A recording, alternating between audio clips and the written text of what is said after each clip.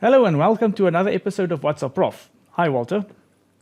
Did you try to beat me this time? I had to try again, yeah. Okay, all right. How are you doing? Eh? I feel like a gunslinger who's going to draw first. Yes, we're in the wild, wild west. Yes, we are living in the Wild West now. Definitely. Okay. So before we talk about the Wild West, I just want to do some housekeeping again. Some housekeeping. What have you done again? What have you left undone? I don't want to sweep anything under the carpet, Okay. but I want to just enlighten people about some things that's on the horizon with Clash of Minds, and also helping us, tools in helping us spread the message. So the first thing is that we have mentioned it before, but seeing that we are in such Perilous times. Thank you. I think it's necessary that people invite and bring friends along to the two outreaches that we'll be having, the one in Auckland, New Zealand, and the other one in Melbourne, in Australia. There's a smaller one, but that one is basically already full, so that won't help. But people can have a look at the details of where it is and when it's going to take place. And we invite people that have not heard the message before, because the time is now that we should spread this. And another tool that we have available to help is on our website. If you go to our website, they will, under a tab called Resources, we've got sharing cards. So we want the people to use the sharing cards. It's the 3 angels messages that we've done in the What's Up Prof series. And it takes people directly to the video, and then there's more. But this is a cheap way for people to partner with us. You can have a church get together and say, okay, we're going to share 20,000 of these things, because it's a cheap way. There's also the more flash drives that we have, and we want people to go and have a look at our website. And we give it away so that people can use it, and as long as the Lord enables us to do that, we will do that. That's it. The sharing cards is already in print format. You can go there on the website, you download, you give it to the printers, and they can print. So please, because you'll see after we've done this, I think the time is now. A loud cry needs a lot of voices. And the loud cry, exactly, and it has to swell. This has to be, it must be a behold, the bridegroom cometh. Correct. So let's pray, and then we can get into this. Our Heavenly Father, we ask that you please help us in this discussion, and also help all the viewers, all the listeners, and everybody that see this to realize that we have to take this message to the world now. Help us in Jesus' name. Amen. Amen. Martin, we have been looking at the news. We have been observing. Mm-hmm. We have placed the filter, the Bible, and the testimony in between the world events and us, so that we can get a clearer picture of what is going on in the world. And we have decided to title this one, Second Beast Rising. Now, America for a long, long time seemed to have been losing stature in the world. Mm-hmm. But the scriptures tell us that the second beast of Revelation, which has to be lamb-like, in other words, it must have Protestant principles in it, and it speaks like a dragon, must have the power of the dragon. So there must come a change when this beast, this political entity that has 2 horns, in other words, statecraft and churchcraft joined together, will raise its voice, and people will have to take note whether they want to or not.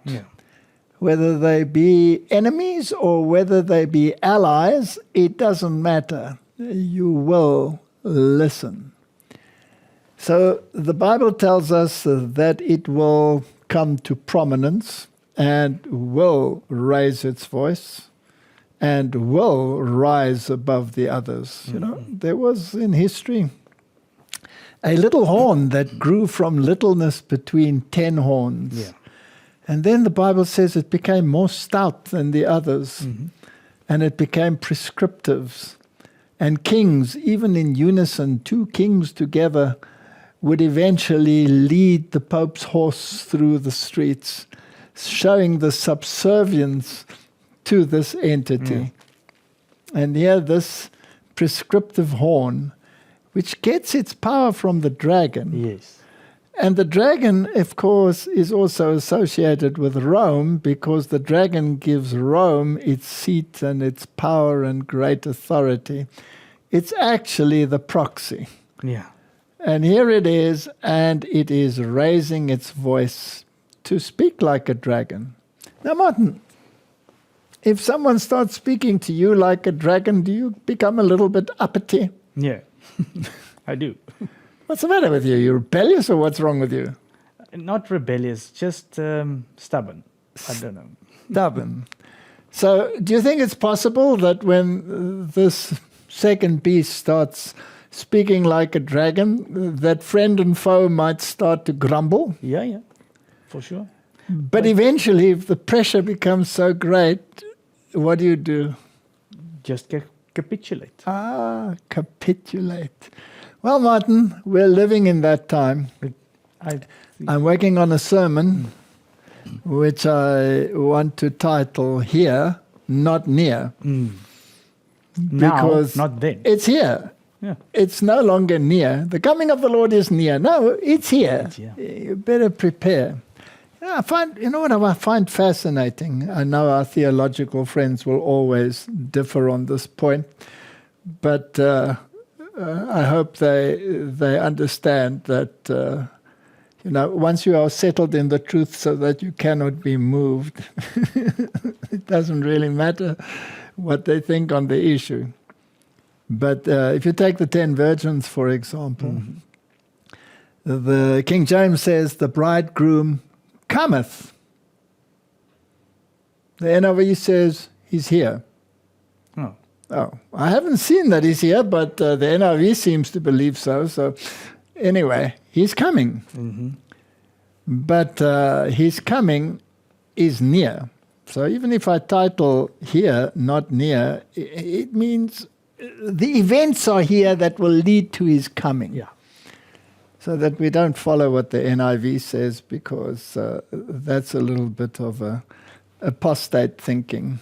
But nevertheless, I hope I haven't upset too many of our dear friends. So, second beast rising, Martin, what is this all about? Well, it's the end game. It's the final events that are taking place. And whether we like it or not, ready or not, here I come. Maybe we can just make it clear or plain. Just now there's somebody that's watching one of these episodes for the first time. They have no clue what we're talking about. Maybe we can just tell them. Dragon equals Satan. Satan sits behind the first beast, who's Roman Catholicism. Second beast rising is the United States of America, who's doing the bidding on behalf of the Catholic Church, or the Roman Catholic system. So correct. That's just to put it. And the dragon was also pagan Rome. Yes. And pagan Rome handed over the reins to papal Rome. Yeah. And papal Rome incorporated paganism into Christianity and made it a paganized Christianity, which no longer is a Christianity because it has removed Christ out of the center. There's no atonement. The church becomes your atonement. So, fascinating story. Now, Martin, if you're going to raise your voice, then you are placing pressure on many nations.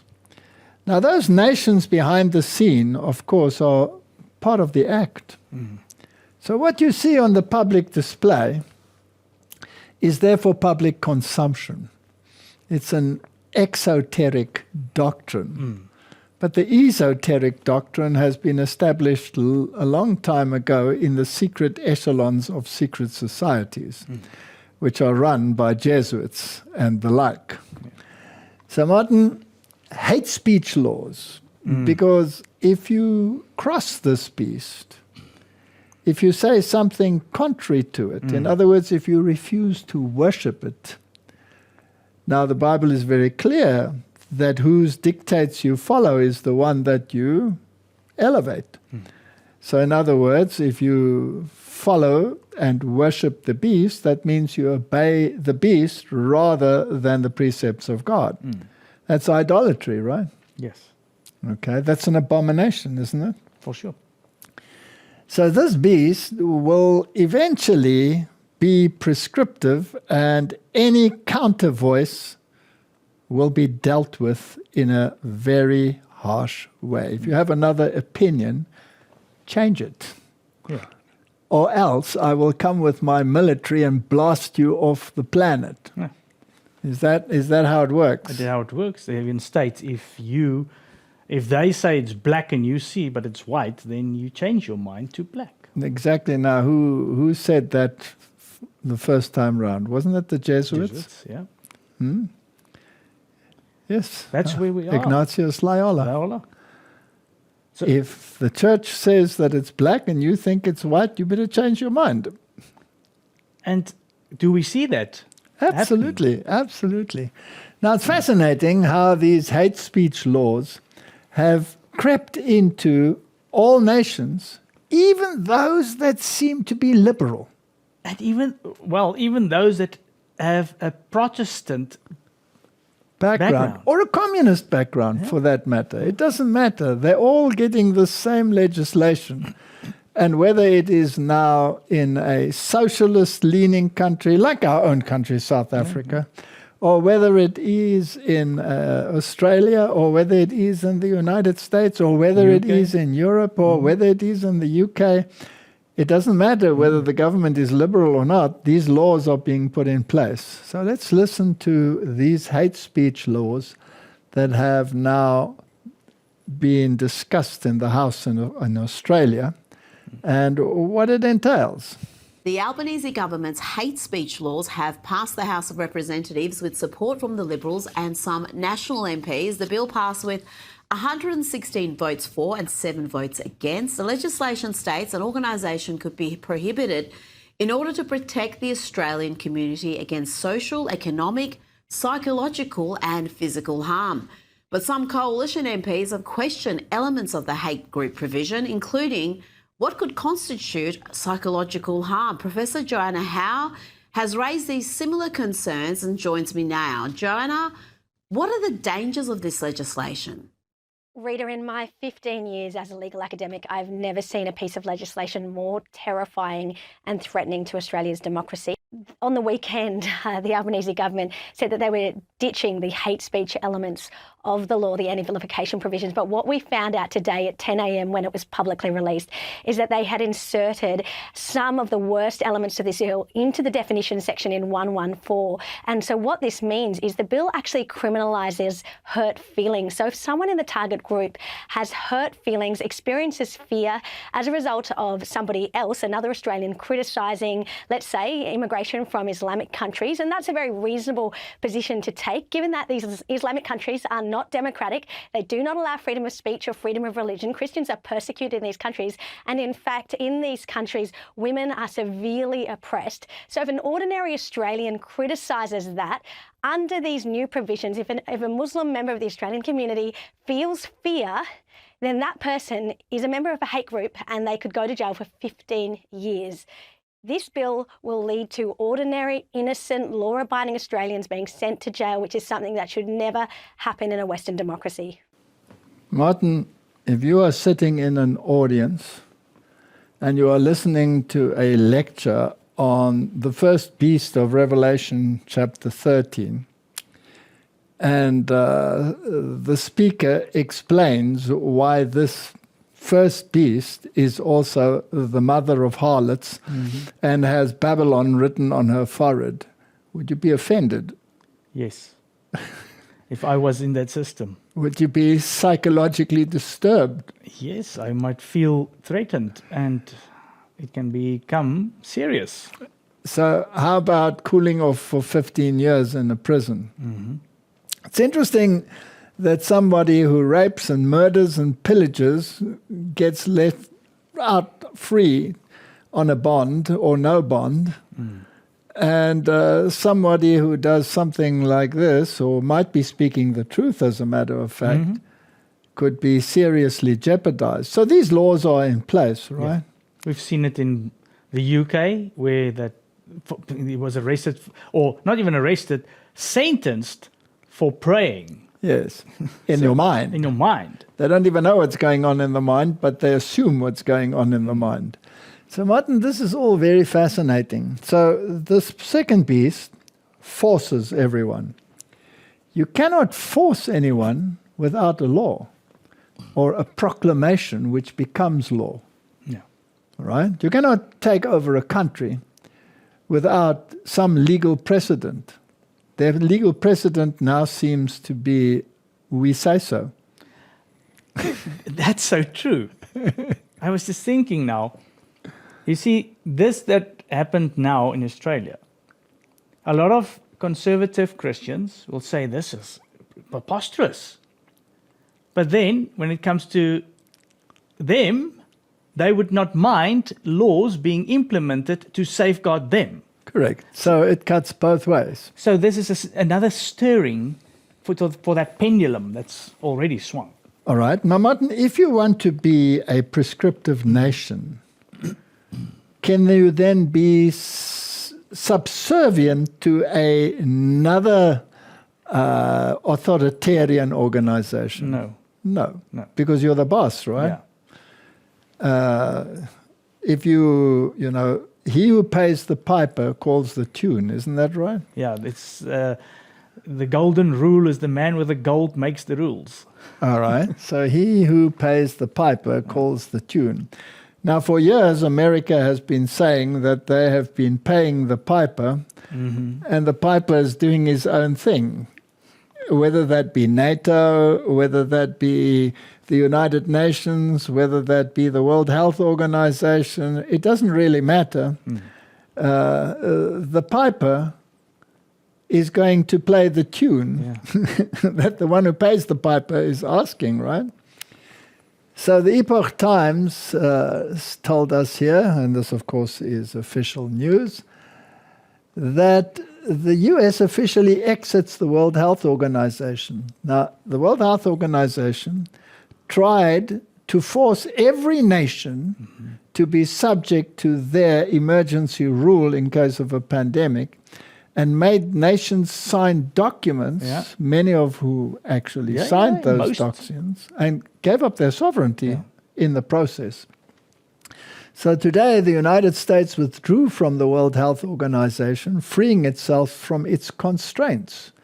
As President Donald Trump promised on his first day in office, Secretary of State Marco Rubio and Health and Human Services Secretary Robert Kennedy Jr. declared in a January 22 joint statement, this action responds to the WHO's failures during the COVID-19 pandemic and seeks to rectify the harm from those failures inflicted on the American people. That's just a precedent. Yeah.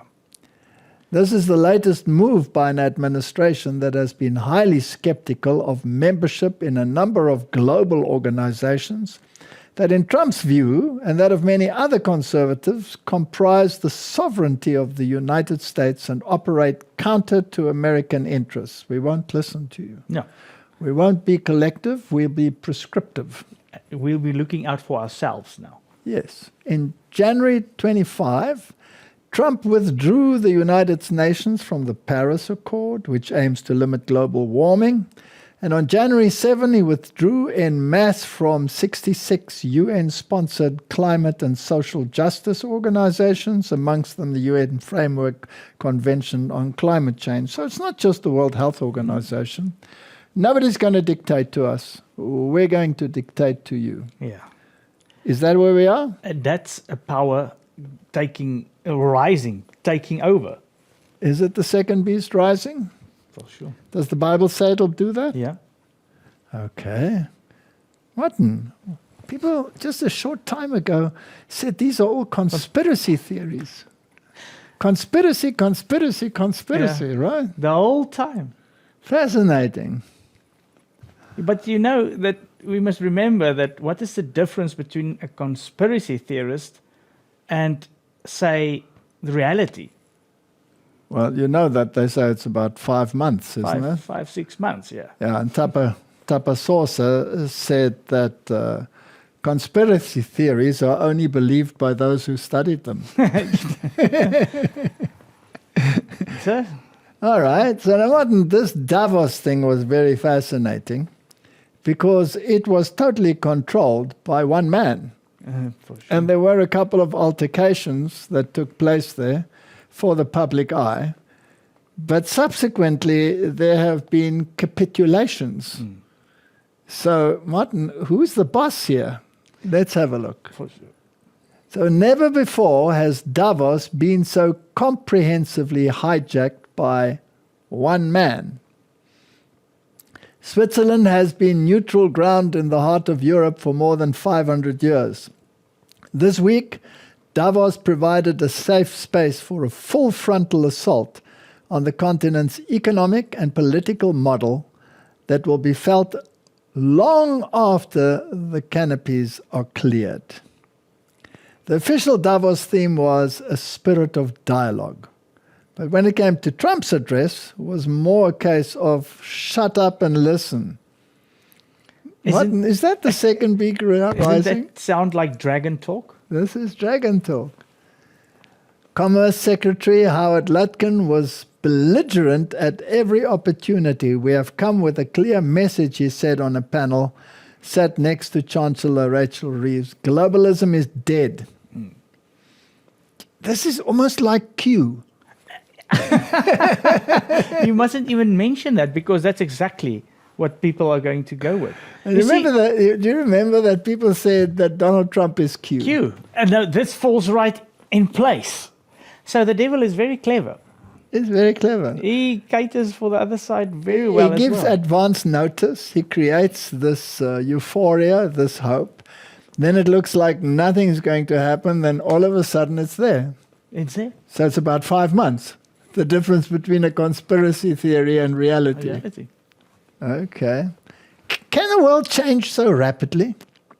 I don't know if people realize that the last year, this world has been completely swung around. The pendulum from where it was when the previous administration was there and how the world was run. Where's it now? Yeah, it's about 5 months. If it is 5 months. Yeah. It was a measure of US dominance of the agenda that perhaps the highest powered Davos lineup ever assembled was reduced to a supporting cast. Martin, this is interesting. King. All these big mouths, all these shouters. Now, I'm just interested in the symbolism. Remember when Donald Trump went as an official guest of the United Kingdom? Yes. When he was the very first president in the history of those two nations to be carted along in the royal carriage, not in a black sedan, in a royal carriage. And there he came out, walked in front with the king like droopy dog on a leash, walking behind him. Doesn't it? And there he stood before the royal guard, and he saluted them, while the king, in his usual fashion, seems to have had his hands tied behind his back. I don't know how they ever get any work done when they walk with their hands behind their back all the time. I don't know. Maybe they have eyes on the back of the head. I don't know how this works. But the emphasis was, who's the king here? Of course. It even started with the previous visit with the Queen. Yes. He was also in front the whole time. Yes. So it's very interesting. Isn't it a blatant just display of who's in control? The same that you mentioned now, the two kings that had to carry the Pope. Yes. Isn't it the same? Interesting. Anyway, so the dominance was exerted by Trump, and he didn't obliquely say what he wanted. No. Straight out. He doesn't play around with the words. No. And like you mentioned earlier, there's some murmurings from the other ones But they just can't do anything about it. They can just murmur about They it. can just murmur and mutter, but there's nothing that they can achieve. And I'm wondering if the murmuring is for public consumption or whether the murmuring is just there to give a token of resistance. Yeah. So, yes, let's have a look at what the Canadians had to say. And Prime Minister Kearney says US-led world order is breaking. Let's see if it is so or not. We understand that this rupture calls for more than adaptation. It calls for honesty about the world as it is. We are taking the sign out of the window. We know the old order is not coming back. We shouldn't mourn it. Nostalgia is not a strategy. But we believe that from the fracture, we can build something bigger, better, stronger, more just. This is the task of the middle powers. The countries that have the most to lose from a world of fortresses and a most to gain from genuine cooperation. The powerful have their power. But we have something too. The capacity to stop pretending, to name reality, to build our strength at home, and to act together. That is Canada's path. We choose it openly and confidently, and it is a path wide open to any country willing to take it with us. Thank you very much. Well, Martin, those were, shall we say it, fighting words, or were they the last whimper? I think it's the last whimper. The last whimper. Yeah, it's a call, but he acknowledged the old world order is gone. This is time for a new world order. Correct. Now, the United States told him to wise up or else. And so he reached out to China, and Donald Trump said to him, if you make a deal with China, you get 100% tariffs, and 75% or more of all trade goes through the United States when it comes to Canada. So the reality of the matter is you better listen or else. And then there's the question of this dome, which they call the Golden Dome. Yeah. Not an iron dome. No. A golden dome for a golden age. And Martin, just for interest's sake, when is the starting date for this golden age? It's the 4th of July, I believe, when America turns 250 years old. Oh, how many hundred years away from now is that? Oh. About 5 months. Yes. Isn't that about 5 months? So between conspiracy and reality, we have about 5 months, right? Yeah. And everything must be in place by then. Yeah. Yeah. So how fast must you play your cards? Immediately. And now, if Canada is part of the North American continent and Greenland belongs to this enclave up there, and this golden dome is supposed to stretch across Greenland because that's where the missiles fly over, then you can't very well blank out Canada. No.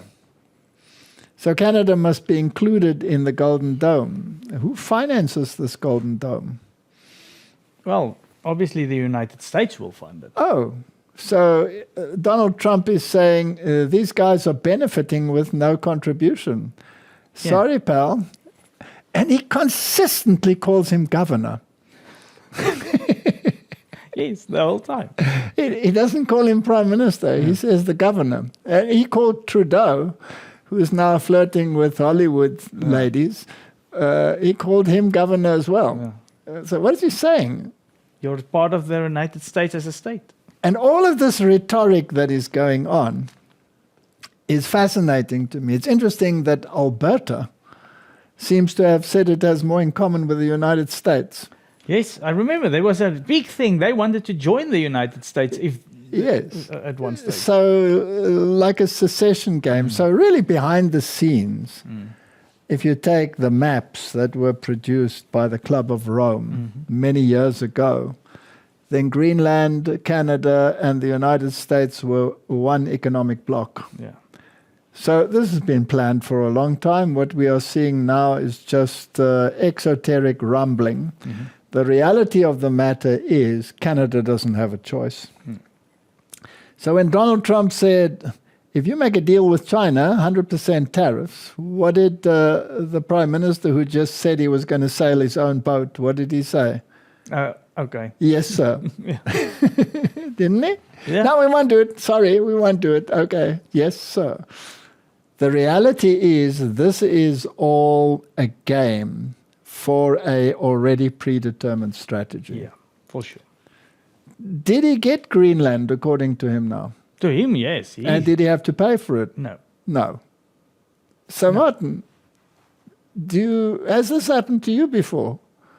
That you've got a piece of real estate that is so massive that, it's just amazing. Some say it's the size of the African continent, which, of course, I don't believe. No. But nevertheless, for nothing. No, I've never received it. Whether the people on it don't want it or want it is irrelevant, or whether the governing country, Denmark, wants it or not, it's irrelevant. No, I think the last time this happened was when Rome was in charge. By the way, who drew the maps in the Middle Ages? The popes. The Pope drew the maps, right? And his lackeys. Did they create problems with their maps? Of course. Did they care? No. No. It sounds the same. The second beast doing the bidding of the first beast and acting just like it. It's exactly the same. So Donald Trump humiliates the World Economic Forum elites during brutal Davos takedown. Let's have a look at this. Donald Trump has been on fire at the World Economic Forum in Davos, demolishing the elites who he says are taking advantage of the United States. I realized in that conversation that the United States is keeping the whole world afloat. Many places, I could give you 6, 7 places just in the people in this little area. I know every one of them. They're looking down. They don't want to see me and they don't want to stare me in the eyes. But they're taking advantage of, everybody took advantage of the United States. Without us, it's not Switzerland anymore. Without us, it's not any of the countries that are represented here. And we want to work with the countries. We want to work with them. We're not looking to destroy them. And Trump wasn't done. The president then humiliated the president of France, Emmanuel Macron. He said, here's the story, Emmanuel. The answer is you're going to do it fast. And if you don't, I'm putting a 25% tariff on everything that you sell into the United States and a 100% tariff on your wines and champagnes. And that's about 10 times more than what I'm requesting. And you're going to do it. I don't want to go public with it, but you may make me do that. No, Donald, I will do it. I will do it. It took me, on average, 3 minutes a country saying the same thing. You will do it. They all said, no, I will not do it. You're asking me to double the cost of prescription. I said, that's right, because you've been screwing us for 30 years. He then went on to call out the disastrous energy policy of the UK and Europe. There are windmills all over Europe. There are windmills all over the place, and they are losers. One thing I've noticed is that the more windmills a country has, the more money that country loses and the worse that country is doing. But despite calling them out, the Davos guests still gave Donald Trump a standing ovation.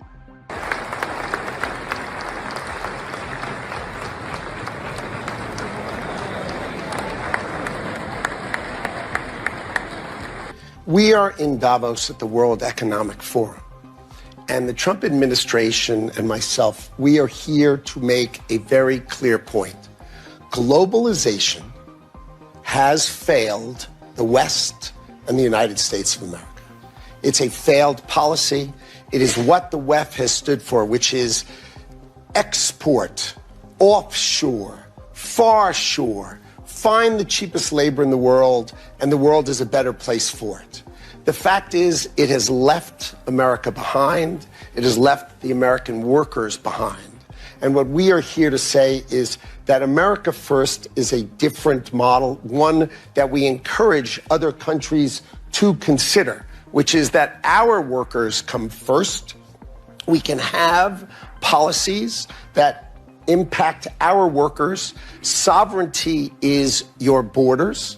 You're entitled to have borders. You shouldn't offshore your medicine. You shouldn't offshore your semiconductors. You shouldn't offshore your entire industrial base and have it be hollowed out beneath you. You should not be dependent for that which is fundamental to your sovereignty on any other nation. And if you're going to be dependent on someone, it darn well better be your best allies. We do believe that we need more growth, we need more stability in this world. But we do prefer respect to bullies, we do prefer science to plotism, and we do prefer rule of law to brutality. You're welcome in Europe, and you are more than welcome to France.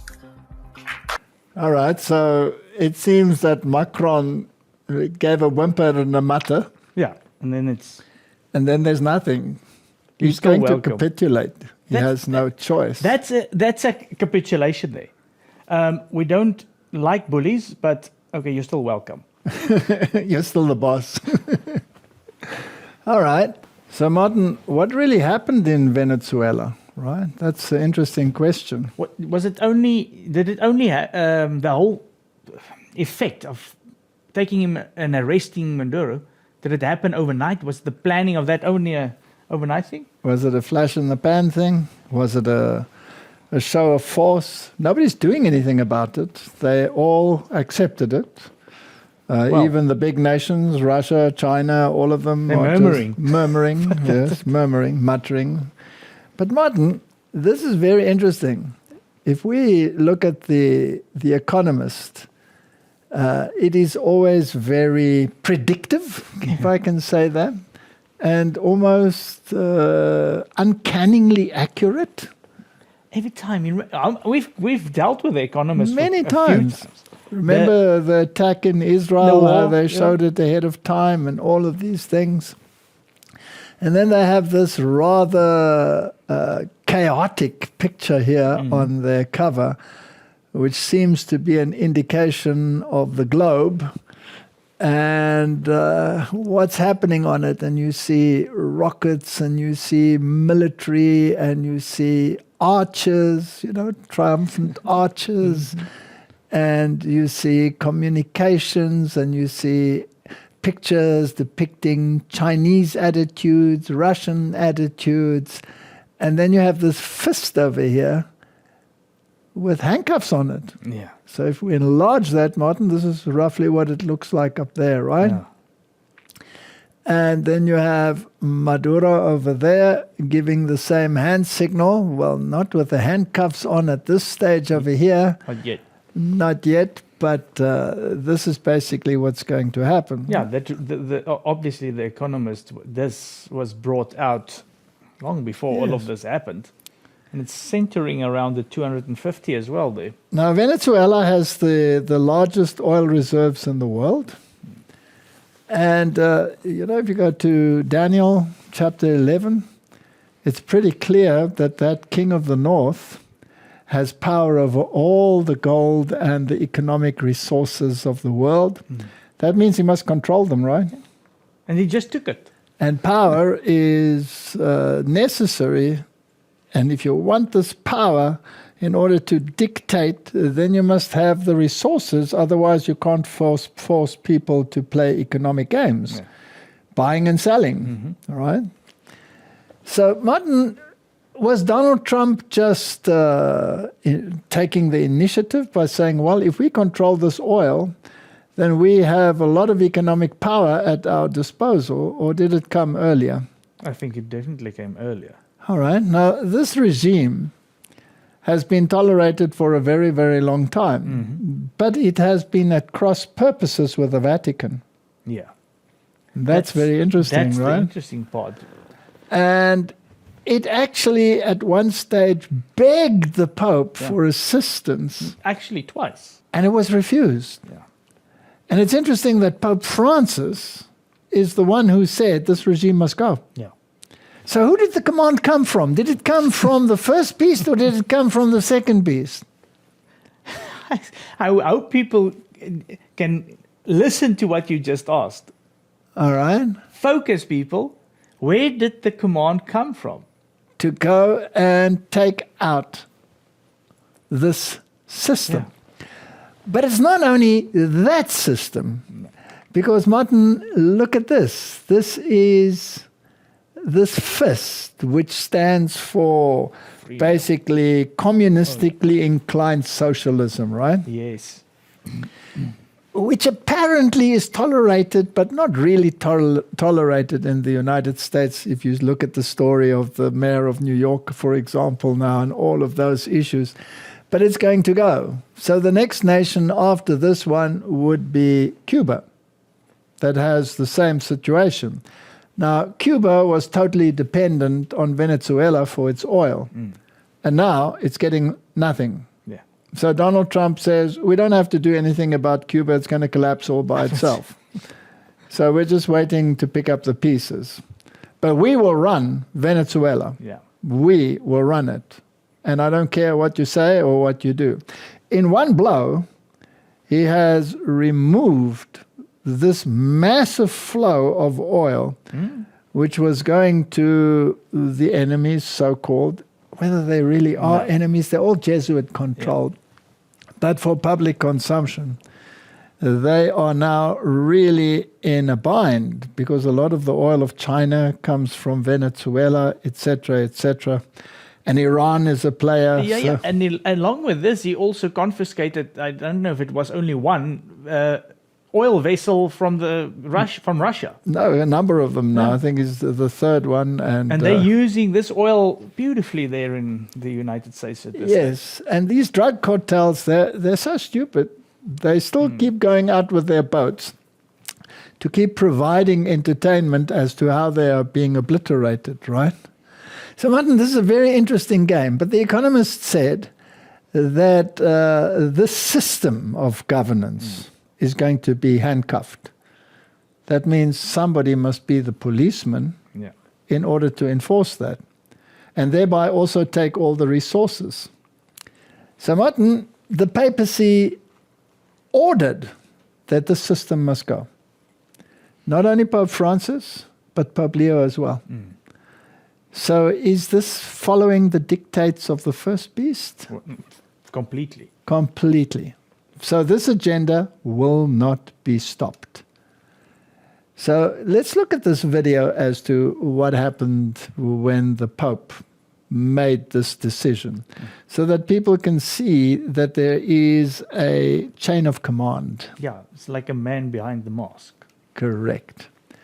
Well, the latest now on the Venezuelan crisis, and President Nicolas Maduro of Venezuela has appealed to Pope Francis to help initiate a dialogue in order to resolve the political crisis. In an interview to Italy's Sky TG24, Maduro said that he sent a letter to the Pope affirming that he is a Christian.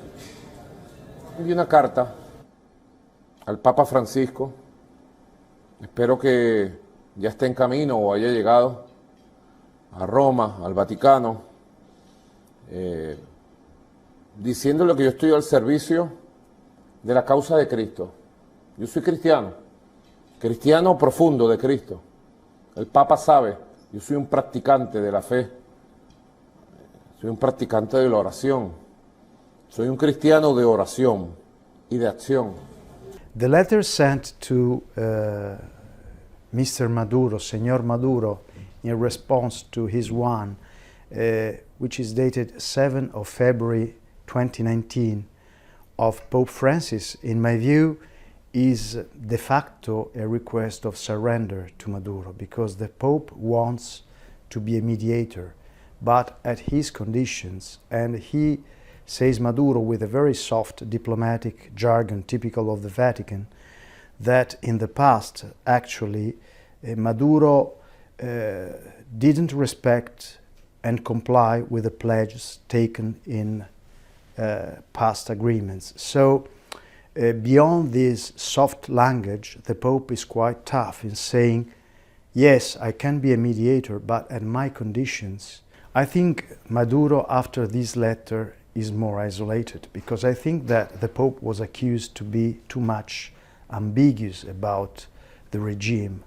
This letter explains that the Pope is not ambiguous. He's just trying to avoid a bloodshed. But the judgment about this regime is quite tough. And then as to Greenland and to Iran, Trump's threats stretch far and wide since his Venezuela strike. It doesn't stop there. Since the seizure of Venezuelan President Nicolas Maduro by the US forces at the weekend, US President Donald Trump and members of his administration have issued warnings to several other governments, including those of Colombia, Cuba, Mexico, Iran, Greenland, a so-called self-governing territory of Denmark. Trump said Sunday, "We are in the business of having countries around us that are viable and successful, and where the oil is allowed to freely come out as we want." Yes, for us. Let's add that, right? American dominance in the Western Hemisphere will never be questioned again, Trump said. Martin, this church-state union, it's largely being played out in Christian countries. Definitely. In other words, the Western Hemisphere. But that's exactly what the Bible says would happen. And anybody who tries to interfere with that is going to get a dragon talk. Yeah. So Martin, he's just done it, right? He's just going to do it. And like we said, they're muttering and murmuring and whatever. But there's another agenda behind it. And we must understand that. Because this beast is prescriptive, it's going to make laws, and it's going to affect buying and selling. That means economic warfare. And it will draw to the church state. Do you remember the King of the North? Yes. He came with many ships. That's the economy, right? But he also came with chariots. Yeah. War. So he's using his military. And that Economist picture showed all of those tanks and all of those issues. Our economic might and our military might will dictate on behalf of another entity. Yeah. We have to get there. So let's just see what they have to say about Venezuela. Well, what the president said is true. The United States of America is running Venezuela. By definition, that's true. Jake, we live in a world in which you can talk all you want about international niceties and everything else. But we live in a world, in the real world, Jake, that is governed by strength, that is governed by force, that is governed by power. These are the iron laws of the world that have existed since the beginning of time. But in terms of day-to-day operations in Venezuela, that is acting President Rodriguez, right? It's not some sort of American emissary. No, what I'm saying is, we'll keep going here, Jake. So I want to say what I'm saying, and you'll follow up. But what I'm saying is just one level above that, which is that, by definition, we are in charge. How was it governed, Martin? By force. Force. And iron. Iron? The Why force iron? is iron law. Iron? Now, where does the iron come from? Oh. Isn't that Roman law? Yes. Aren't those the legs of iron? Oh, Martin, this is so interesting. And this is the reality. You remember this same guy at Charlie Kirk's memorial? He said, "You have unleashed a beast." Yes. The talk, his rhetoric is amazing. It's second beast rising. He's got biblical talk the whole time. The things that he says. So church and state are dictating this issue. This is what happened in the Middle Ages. Battle lines were drawn, maps were redrawn, things changed. Is there any difference now? No. If they changed the borders and drew the maps in the Middle Ages, they're doing it now. They're doing it now. They're redrawing the map of who's part of the United States. And so who controls it? Trump says his own morality is the only limit on presidential power. He's not going to listen to any European leader, whether that's Stromer or whether that is Macron or whether that is the German leadership. He doesn't care. And whether it's even biblical morality, no. But this is fascinating because he constantly brings in the religious element. Yeah. And he constantly says we will not tolerate any negative statements against the Roman Catholic system. So, Martin, this is fascinating.